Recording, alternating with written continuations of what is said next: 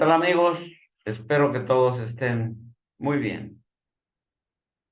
En este día el video va a tratar acerca de la reciente visita del presidente francés Emmanuel Macron a su homólogo estadounidense Joe Biden. La visita se realizó el día 1 de diciembre del 2022. El presidente Emmanuel Macron fue a los Estados Unidos y comentó, se destacó como un indicador de los empalmes, alineamientos que se están produciendo en el contexto de la agitación histórica del orden mundial. Los dos líderes hicieron todo lo posible por mostrar bonomía, buena onda, pero ¿hasta qué punto eso impresionó a los dos estadistas? Macron, una mente erudita, y el estadista europeo más elocuente sobre la integración y la autonomía estratégica de su continente con respecto a los Estados Unidos. Y Biden, un veterano de la diplomacia internacional, un zorro, un verdadero, una persona muy, como diríamos aquí en México, un gallo muy jugado. El tiempo lo dirá. Macron ya marcó su profunda diferencia con la postura estadounidense sobre Ucrania, tema que dominó su visita en un comentario en París el sábado.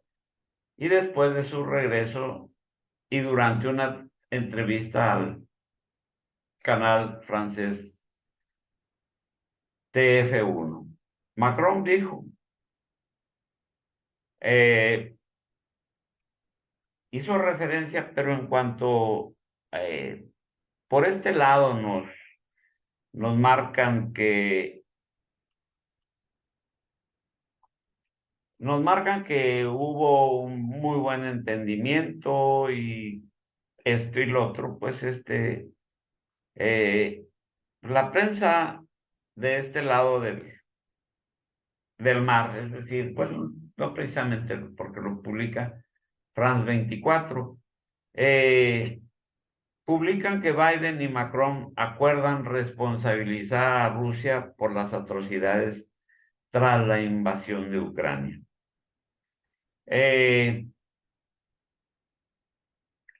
Por otra parte, la realidad, pues, es diferente punto de interpretación.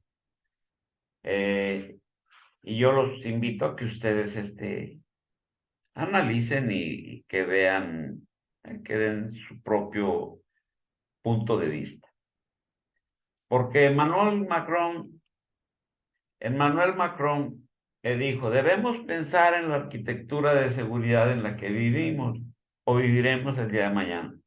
Me refiero en particular a las palabras del presidente ruso Vladimir Putin, de que la OTAN se acerca a las fronteras de Rusia y, pues en ese sentido, dice, debemos de pensar en la arquitectura futura. Y dice, me refiero en particular a las palabras del presidente ruso Vladimir Putin de que la OTAN se acerca a las fronteras de Rusia y despliega armas que podrían amenazarlo.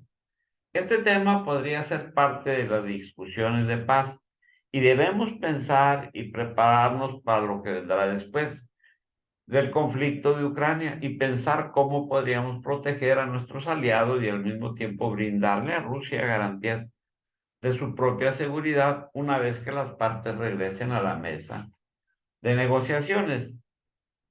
Dicho lo anterior, cabe aquí hacer un análisis, puesto que la principal demanda de Rusia antes de empezar el conflicto, es decir, a un año de distancia, es decir, en diciembre, clamaba Vladimir Putin, es decir, Rusia clamaba por seguridad en sus fronteras, le pidió garantías a los Estados Unidos.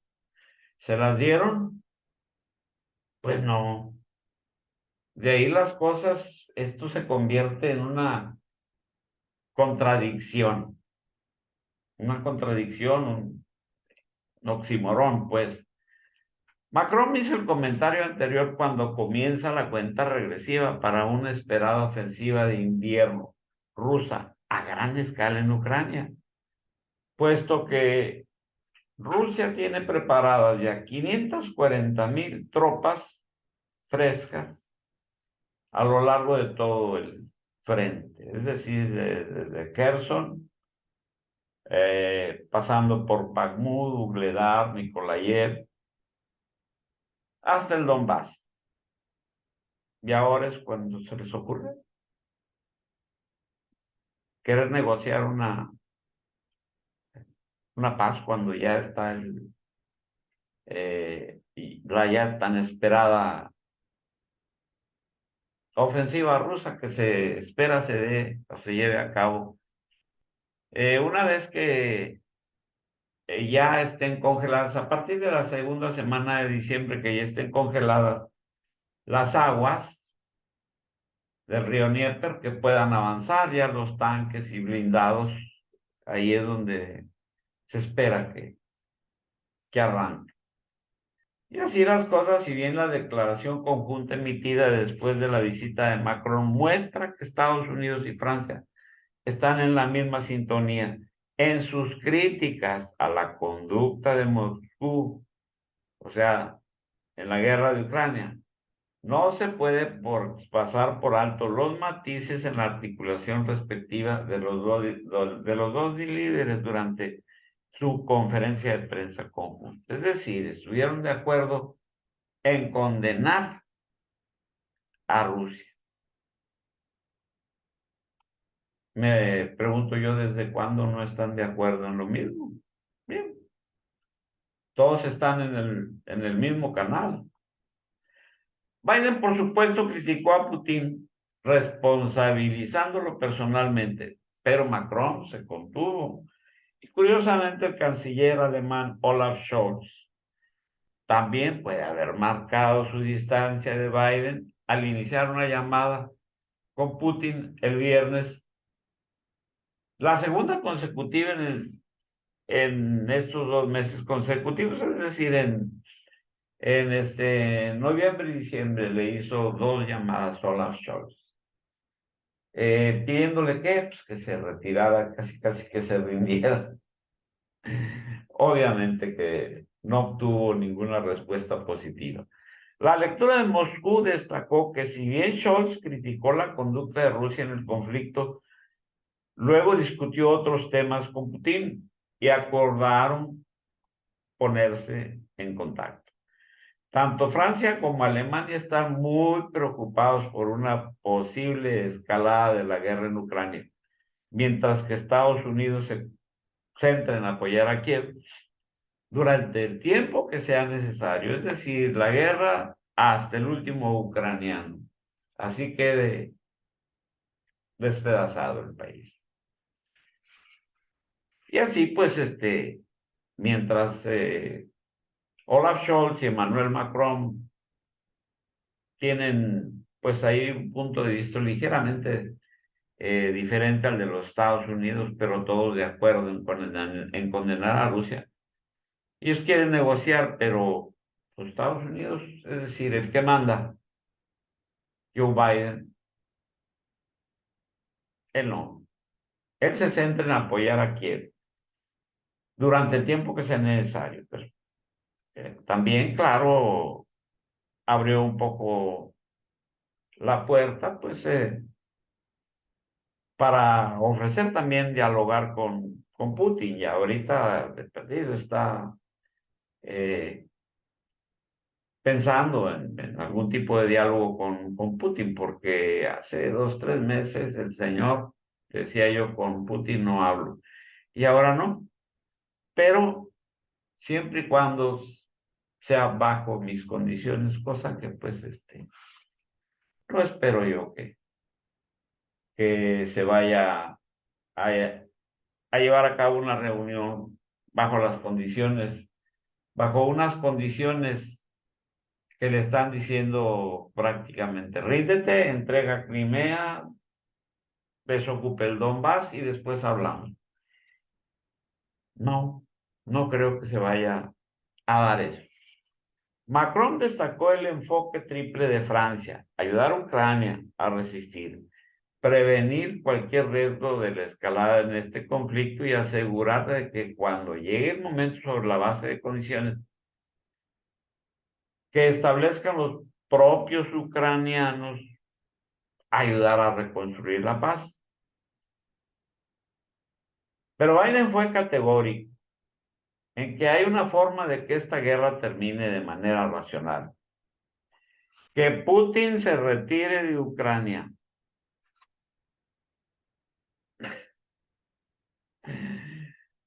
No lo veo, no lo veo. Así las cosas, Macron sostuvo que necesitamos trabajar en lo que podría conducir a un acuerdo de paz, pero le corresponde a él, el presidente ucraniano Zelensky, decirnos cuándo llegue el momento y cuáles son las opciones ucranianas. Pues más difícil porque el presidente Zelensky a todas luces es un moped, un títere de los intereses occidentales. Es decir, pues hasta que no me diga Zelensky eh, que quiere ya negociar una paz, yo no puedo hacer nada. Pero mientras le estoy mandando armas, así el pueblo ucraniano quede totalmente acabado en cuanto a infraestructura, la tremenda migración que se está dando hacia Europa y el terrible invierno que se avecina, sin luz, sin agua, sin los servicios básicos. ¿A qué nos lleva esto? Pues a pensar que se trata de una política bastante hipócrita, porque no están pensando en el sufrimiento del pueblo ucraniano. Ellos están, es decir, el presidente Zelensky está muy bien guardadito en un búnker. Se dice, y pues pongámoslo así en entredicho, como que no me la crean tanto, pero se dice que el presidente Zelensky no está en Kiev, eso es definitivo. Zelensky no está en Kiev. Puede estar en cualquiera de las regiones de la Galicia ucraniana, o se dice que puede estar en Israel o puede estar en Polonia. Pónganmele un signo de interrogación ahí. ¿Dónde estará? Pues hay un artículo de un medio ruso que hace ver esa teoría, pero pues no quiero asegurar y les prometo que voy a investigar, pero lo que sí es que Volodymyr Zelensky no está en Kiev. Y no está en Kiev porque pues Kiev ya está siendo bombardeado y ya tiene muchas carencias de comunicación, de energía eléctrica y sobre todo está en el blanco de los misiles, en los cuales no creo yo que el señor Zelensky sea tan guapo, que sea tan valiente como para que le vaya a sacar la cara a los misiles. Y bien, Macron enfatizó indirectamente, perdón, la necesidad de flexibilidad y dijo: si queremos una paz sostenible, debemos respetar a los ucranianos para que decidan el momento y las condiciones en las que las negociaciones, en que en las que negociarán sobre su territorio y su futuro.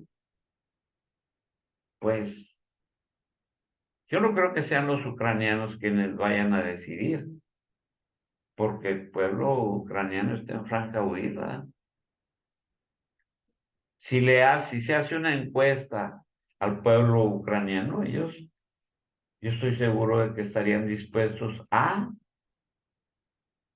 parar esta guerra, primero que nada, bajo las condiciones que sean.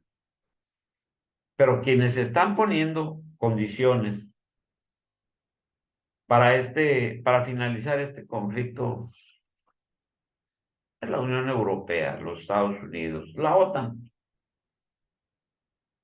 Y así pues, yo creo que es una actitud hipócrita porque no están dejando que el pueblo ucraniano, el pueblo, no Volodymyr Zelensky, que decida. Curiosamente, Biden nunca mencionó a Zelensky, mientras que Macron elogió abiertamente los esfuerzos del presidente Zelensky para tratar de encontrar un camino hacia la paz mientras lideraba la heroica resistencia. Heroica resistencia.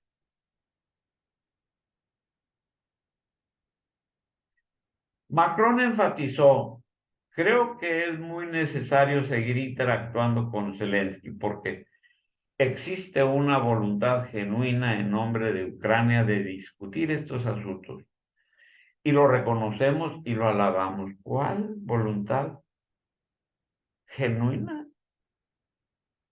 Cuando el señor hace un mes todavía estaba exigiendo, poniendo condiciones. Entrégame Ucrania, perdón, entrégame Crimea, entrégame el Donbass y después hablamos. A todas luces el señor no tiene ninguna voluntad genuina de hablar, de negociar, mucho menos en nombre del pueblo ucraniano. Aparte de Ucrania, como era de esperar, la principal preocupación de Macron es la reciente ley de reducción de la inflación, un paquete de subsidios y exenciones fiscales de 369 mil millones de dólares. En un video anterior, y yo ya les había eh, platicado acerca de esta ley de la inflación, la Inflation Reduction Act. Pero se fijaba primero un paquete de subsidios por 270 mil millones de dólares. Pues bueno, subió a 369 mil millones de dólares. Promulgado por la administración Biden para impulsar a las empresas verdes, si diría yo más bien se trata de impulsar eh, pues, ¿cómo diríamos? El cambio de las industrias europeas. Así la cuestión, mientras Emmanuel Macron discutía eso y Joe Biden, eh, la señora von der Leyen o von der Leyen abogó por tomar medidas de respuesta a la ley antiinflación de los Estados Unidos. Ahora ya la señora está en contra de, pues, digamos que de la aplicación de esa ley de exención fiscal. ¿Por qué? Pues porque va a arruinar a la Unión Europea. Que no quede duda de eso. Eh, y así pues, pues qué tarde se están dando cuenta. Y francamente, cuando Emmanuel Macron va a Washington a, pues tratar de discutir la ley de reducción de la inflación, Biden fue muy claro y le dijo, no voy a pedir perdón por esta ley. Y le prometió a Macron quizás, eh, podamos hacer algún tipo de, pues digamos, de rebaja, reducción, descuento, o whatever you want to name it, acerca de la ley de la las empresas verdes y de la ley de reducción de la inflación. Porque aparte van esas leyes de las empresas verdes que también van a arruinar lo que queda de la industria europea. Y desde esta perspectiva europea constituye una medida proteccionista. Claro que sí, que fomenta empresas para que cambien de inversión a Europa e incentivan a los clientes a comprar productos estadounidenses. Hasta ahorita se están dando cuenta, señores. Solo queda un mes antes de que las disposiciones finales de la ley de Estados Unidos entre en vigor el 1 de enero. Alemania y Francia han devuelto el golpe, uniendo fuerzas para respaldar el impulso francés por una política industrial de la Unión Europea basada en subsidios. Señores, ¿cómo está su economía? Subsidios. Envío de armamento y dinero en efectivo a Ucrania. Una salida masiva por concepto de energéticos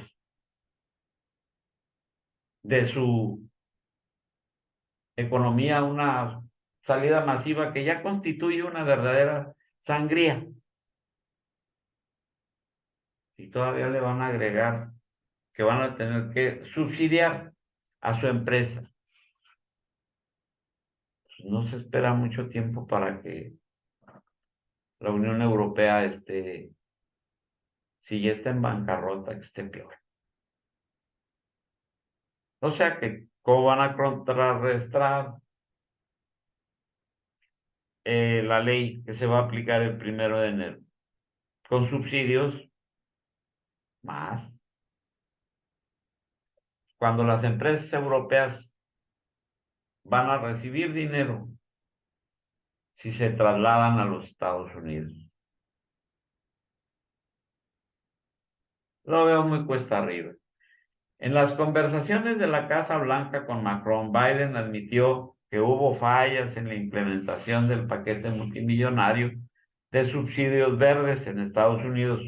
Para citar a Biden, hay ajustes que podemos hacer que fundamentalmente pueden facilitar que los países europeos participen o estén solos, pero eso es algo que debe resolverse.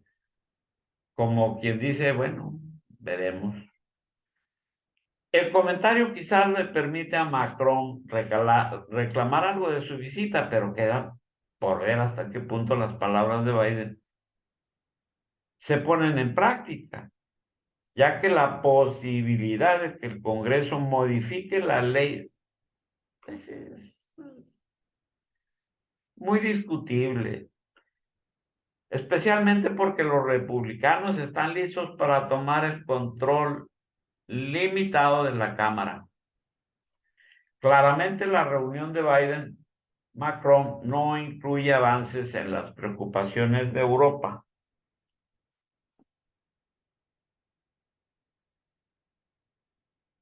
Y así pues, la postura básica de Biden es que Estados Unidos no se disculpa, ya que la legislación IRA tiene como objetivo asegurarse de que Estados Unidos continúa sin tener dependencia de la cadena de suministros de nadie. Somos nosotros, somos nuestra propia cadena de suministros. Macron señaló que tuvo algunas discusiones muy francas. Destacó que Francia simplemente no vino a pedir una exención u otra para nuestra economía. Pues señor, entonces, ¿a qué fue? ¿Hablar por toda la Unión Europea?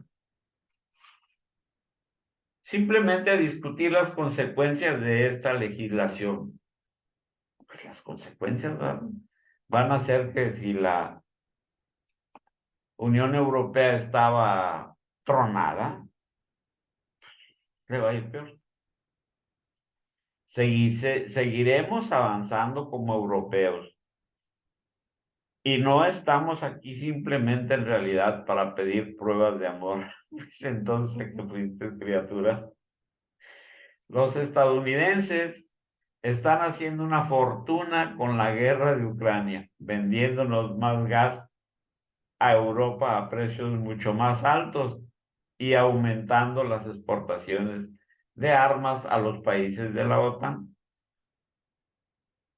que a la vez han suministrado equipos militares a Ucrania. Los países de la Unión Europea están sufriendo cuando la guerra en Ucrania los está llevando a la recesión. Los está llevando, por favor, ya están en recesión y con una inflación que se dispara y una reducción devastadora del suministro de energía que amenaza con apagones y racionamientos este invierno. Apenas se va dando cuenta Emmanuel Macron. La ecologización de América a costa de la industria europea ensombrece la estrategia Indo-Pacífico y la visita reciente de Scholz y Charles Michel, presidente del Consejo Europeo a Beijing, en rápida sucesión, subraya que la tensión en la alianza transatlántica como consecuencia de la guerra en Ucrania tiene un efecto secundario. Sí, el efecto secundario es que ya ahorita los países de la Unión Europea están pidiéndole ayuda a China desesperadamente. Pero, ¿con qué cara van a ir a pedirle a China ayuda si están siguiendo al pie de la letra todo lo que Washington les marca? Y lo último que les marcó es que es necesario un recrudecimiento en la retórica en contra de China. Es decir, vas a hablar mal de los chinos hasta el cansancio, hasta el infinito. Y la visita de Macron a Washington mostró que el principal interés de Francia radica en construir una resiliencia en las islas del Pacífico. A propósito de China, la declaración conjunta de Biden y Macron no tenía nada de nuevo que anunciar, recurría a una fórmula equilibrada de que Estados Unidos y Francia seguirán coordinando nuestras preocupaciones con respecto al desafío de China, al orden internacional basado en reglas. ¿De qué se trata ese orden internacional basado en reglas? Pues básicamente de que el orden internacional va a ser el que había, pero vas a seguir o vas a estar bajo mis reglas. Si te portas mal, cuidado. Incluido el respeto por los derechos humanos, y trabajarán junto con China en cuestiones globales importantes como el cambio climático. Aquí la gran pregunta es, ¿y cómo está la cuestión de los derechos humanos en Francia? En donde pues, los chalecos amarillos, las personas que se distinguieron con el nombre de los chalecos amarillos, puesto porque portaban un chaleco amarillo y protestaban. ¿Qué solución le dieron? La solución que les dieron fue garrote, golpearlos y atacarlos con gases lacrimógenos. ¿Cuáles derechos humanos en Francia? Si volteamos a ver para el lado norteamericano, ¿cuáles derechos humanos? Aquí no hay derechos humanos.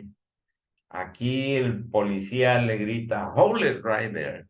Y párate, porque detrás de la orden va el fogonazo.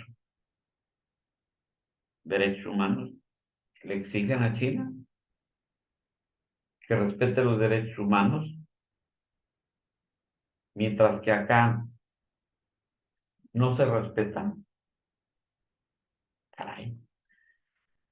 Sobre Taiwán, la declaración conjunta simplemente reafirmó la importancia de mantener la paz y estabilidad a través del estrecho de Taiwán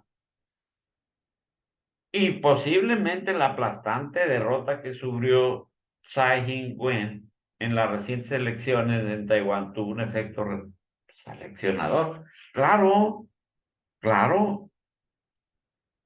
La aplastante derrota es porque el pueblo taiwanés, que es chino, no quiere la política actual de enfrentamiento contra la China continental. Saben que pueden ser aplastados totalmente por el ejército chino. Y a los Estados Unidos eso no le va a importar. A los Estados Unidos lo que quiere y está haciendo es vender enormes cantidades de armamento. Así que, pues, ¿de qué se quejan cuando la actual presidenta, Tsai Ing-wen, ay, Chihuahua, parece trabalenguas, pues fue derrotada? Claro. El pueblo de Taiwán quiere un cambio, no quiere más enfrentamientos. Y esta señora era duro y dale todos los días a hablar en contra de China. En cualquier caso, en su perspectiva y comentarios, la apertura de la conferencia de prensa sobre la estrategia de Indo-Pacífico, mientras que Biden se limitó a uno o dos comentarios anodinos, Macron simplemente pasó por alto el tema, no quiso opinar, señor. Beijing debe de estar tranquilo y complacido de que Michael haya elegido el jueves para su visita. El presidente Xi Jinping agradeció la buena voluntad de la Unión Europea de promover la relación con China. Sí señaló que cuanto más inestable se vuelva la situación internacional y cuanto más agudos son los desafíos que enfrenta el mundo, mayor importancia global adquieren las relaciones entre China y la Unión Europea. Pues claro, si te vas a implicar en un pleito del tipo ucraniano con tu principal socio y cliente, que es precisamente China, pues ya sería de locos. La política exterior de la Unión Europea se encuentra en una coyuntura sobre si confrontar o cooperar con China. Global Times lo publica. Que la visita de Michael envió una señal que representa las voces racionales, es decir, negarse a seguirla a los Estados Unidos y tratar con China principalmente desde una perspectiva política e ideológica europea. Lo que Estados Unidos quiere es una hegemonía, pero Europa quiere sobrevivir y la Unión Europea no lo logrará sin China. Bueno, definitivamente no.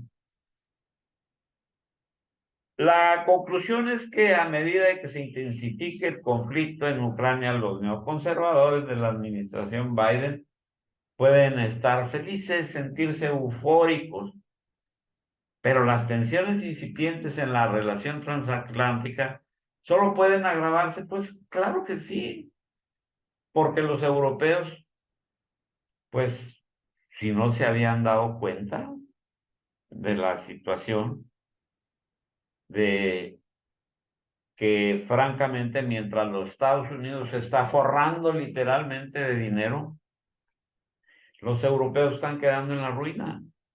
Se está forrando por la gran y enorme cantidad de armamento que está vendiéndole a ellos, a los europeos, para que los europeos la regalen a Ucrania. Y pues sí, fírmale aquí, después me pagas. Y no nada más la enorme cantidad de armamento que están suministrando los europeos para que ellos a su vez lo entregan al ejército ucraniano y que de eso casi una cuarta parte se venda en el mercado negro y se vaya pues, para el oriente o para donde sea. No nada más es el armamento, la gran cantidad de armamento que está vendiendo los Estados Unidos, sino el gas y el petróleo que mandan metaneros, pero que les cobra a 4 veces su costo. Pues, ¿quién se está beneficiando? Claramente los Estados Unidos. Y si a eso le agregamos el acta de inflación y las leyes verdes que vienen, señores europeos, hasta ahorita se van dando cuenta. La señora von der Leyen merece una medalla, pero por parte de los Estados Unidos, no vayan a creer ustedes que por parte de la Unión Europea, que van a venir echando para afuera a la señora von der Leyen y a Josep Borrell por consecuencia, claro está, porque ha llevado paso a paso a la ruina a la Unión Europea. Y para citar algo, pues tenemos ni más ni menos que la ley que entra mañana, el día de mañana, o sea, el día 5 de diciembre, que le pone un tope al petróleo ruso, mientras que en Rusia ya dijeron que no le van a suministrar petróleo no le van a suministrar petróleo a los países que suministren, es decir, que le pongan tope al petróleo ruso. Y así pues es muy difícil que vayan pues que vaya a caminar esto. Rusia está anunciando que va, a implementar una nueva ley, ¿verdad? Y así pues, eh, esa ley, mientras no incluya la cuestión del gas, de los gasoductos, porque la Unión Europea y el G7 eh, anuncian que los países del G7 anuncian que el G7 acuerda limitar el precio del petróleo ruso a $60 por barril. Así que la Unión Europea pone ese mismo tope. ¿Qué significa eso? Que no se puede vender petróleo por arriba de ese precio. Y viene una contramedida rusa, puesto que la OPEP se negó a aumentar más la producción de petróleo, ¿verdad? Y ya el presidente dice, los países de la OPEP mantienen su plan para la producción de petróleo, es decir, no van a producir más petróleo. Por su parte, el viceprimer ministro ruso Alexander Novak reiteró este domingo que Moscú no aceptará el tope de precio al petróleo ruso. Es decir, el día de hoy, Rusia ya declaró que no va a aceptar el tope que le pone la Unión Europea, que se va a ya llevar a efecto a partir del día de mañana, 5 de diciembre, que allá en Europa ya es ahorita, pues en unas horas más ya va a ser 5 de diciembre. Puesto que acá de este lado, pues tenemos un horario distinto, ¿verdad? Así pues, Moscú ya Moscú señaló que no suministrará petróleo al G7 y la Unión Europea tras el anuncio del precio. Es decir, Moscú ya oficialmente no va a suministrar petróleo a los países del G7. Sin embargo, todavía falta la ley que va a ser una contramedida rusa, falta que se publique. Si en esa prohibición, embargo, como usted le quiera llamar, Rusia no incluye el gas natural, pues va a ser un poco menos peor, porque si incluye el gas natural en el embargo, pues adiós, señores europeos, porque van a perder un 20% más del gas que les llega, que ya por cierto es muy poco.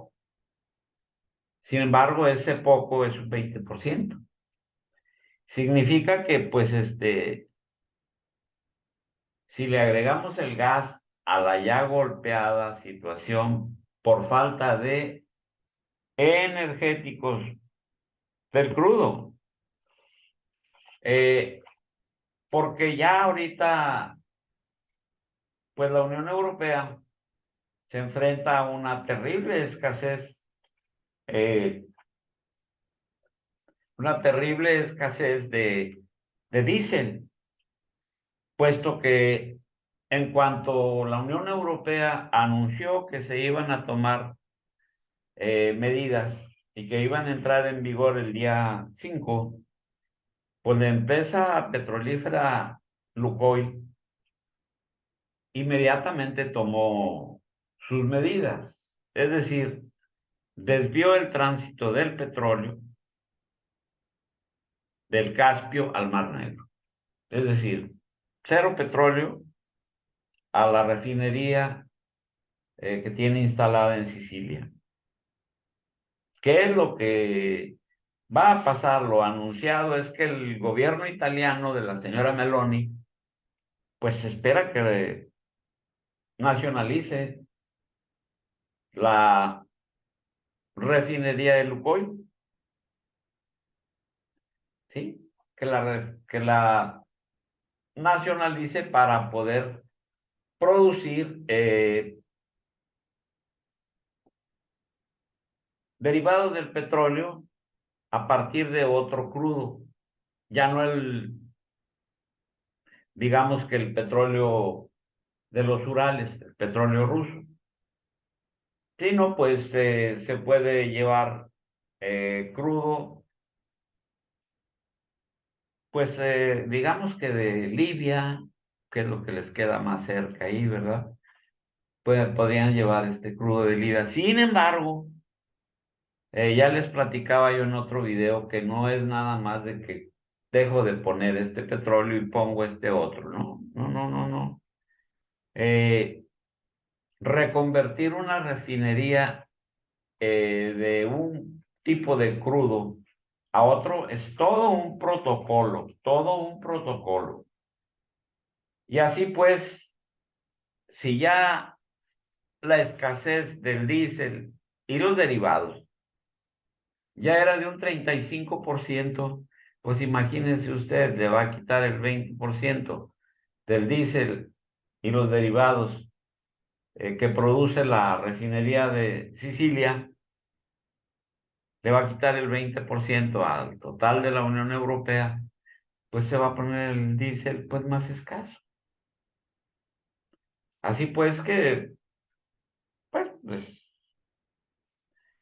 no se ve nada halagüeño la situación para Europa. Porque si pasamos al terreno militar, pues ya la ofensiva ya la tienen encima. Y Ucrania se está enfrentando a una demolición de su infraestructura, porque el general Seiger Surovikin, quien fue el que comandó a las tropas rusas en Siria, su estrategia, su política se resume en tres objetivos, que uno es demoler, el otro derribar y el otro arrasar la infraestructura ucraniana. Y vaya que el señor sabe cómo llevarle efecto, porque fue lo mismo que la misma estrategia que utilizó en Ucrania. Vaya, pues el general que mandaba las tropas rusas frente a Ucrania no es el mismo, que no se les olvide, lo cambiaron. Ahora es el general Sergei Surovikin, y apunten el nombre porque va a dar mucho de qué hablar. Y así pues, más sufrimiento, más, ¿cómo decirles? Más frío, más hambre, más sufrimiento para el pueblo ucraniano. Y así pues, amigos, es todo por el video del día de hoy.